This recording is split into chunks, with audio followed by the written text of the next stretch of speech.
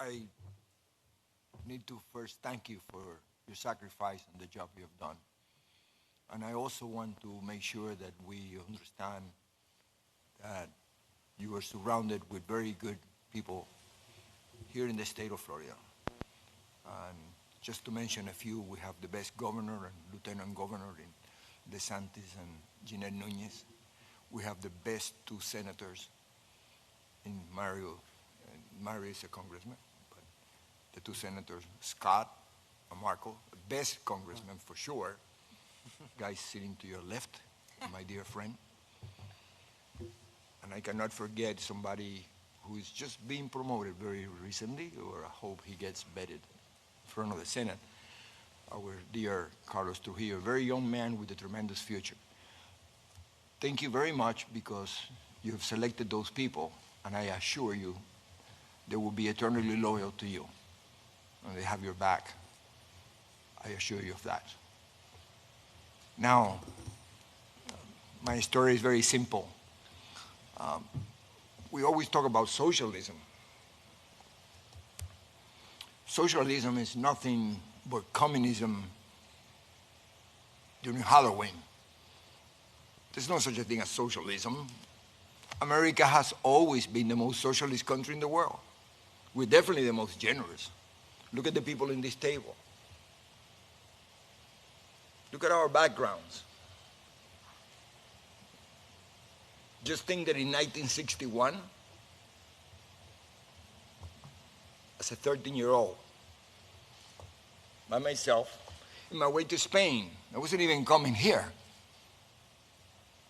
I arrived in this great country, and almost 60 years later, I'm sitting next to the President of the United States, talking about the American dream. The only country in the world, no other country in the world, that you can start a business from the trunk of your car. And within a very few years, with hard work, commitment, and all the core values that we learn from this very culture of ours, we can become very important to our future. We can become those people who make the next generation better than the one before. This is the only country. Why do you think you had to close the borders? Because everybody in the world wants to come over here. Nobody's ever forced to come over here.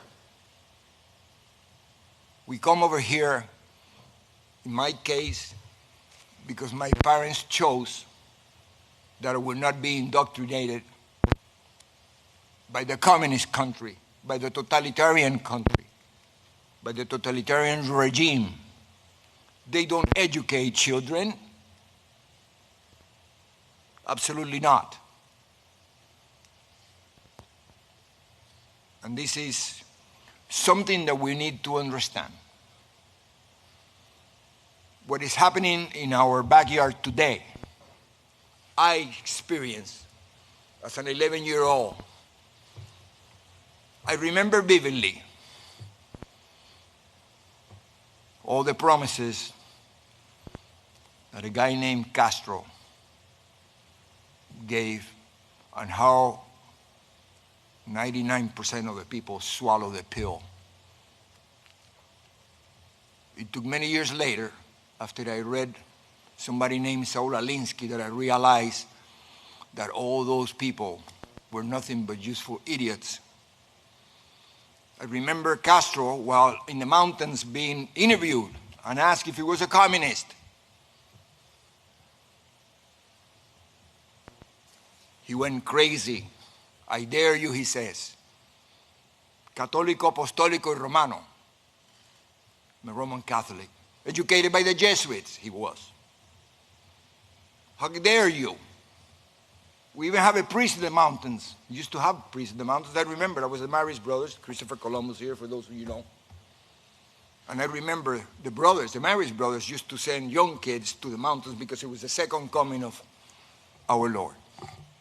He was going to save Cuba.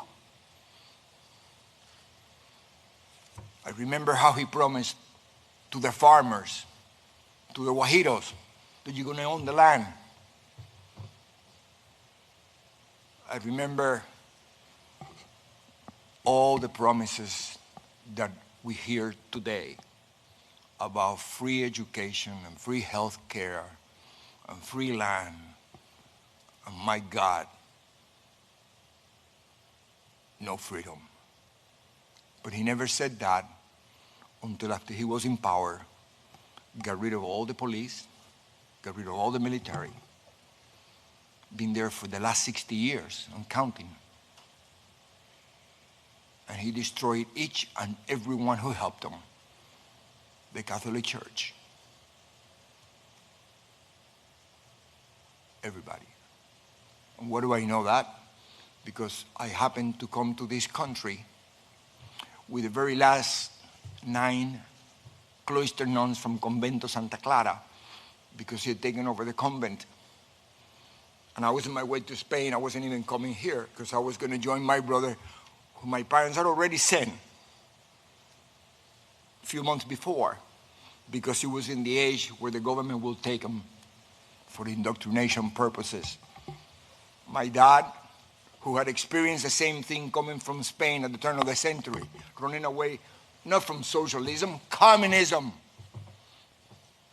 He knew better. I remember when he used to tell my mom, Fefa, this SOB is a communist. My mother says, look, how can you say that? He's Catholic. Look, he's worse. He got rosary beads all over his neck.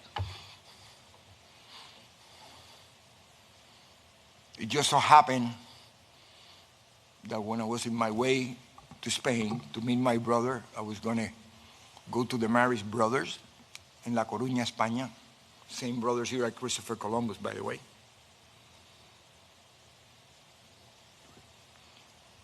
My brother died,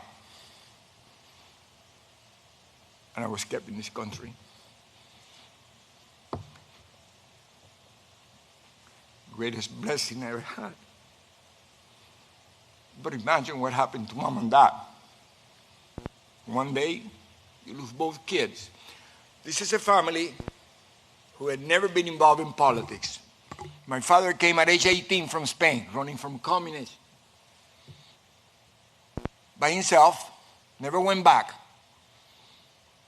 After a long, long life of sacrifice, when he was about to enjoy the fruit of his labors, just like a president that is helping us today, because he could have been just having a good time, one of his many beautiful golf courses, I know.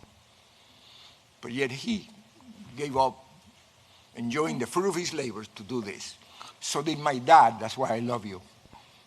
Exactly the same. So when they're about to do that, from one day to the next, they end up in this country with the shirt that he was wearing on his back. And little Maximo had been here already 4 years. But thank God for Pedro Pan. Talking about socialism, Catholic Church, 14,000 kids who came like me in this country without parents. And we were provided an opportunity. This is what makes our country great. They didn't give me free nothing. They gave me the opportunity. That is the most valuable thing in the world. Now, when I said they didn't give me any free something, please understand that at 13 years old, I had to be provided with a home.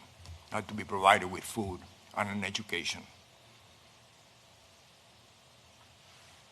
That is socialism. That's Americanism.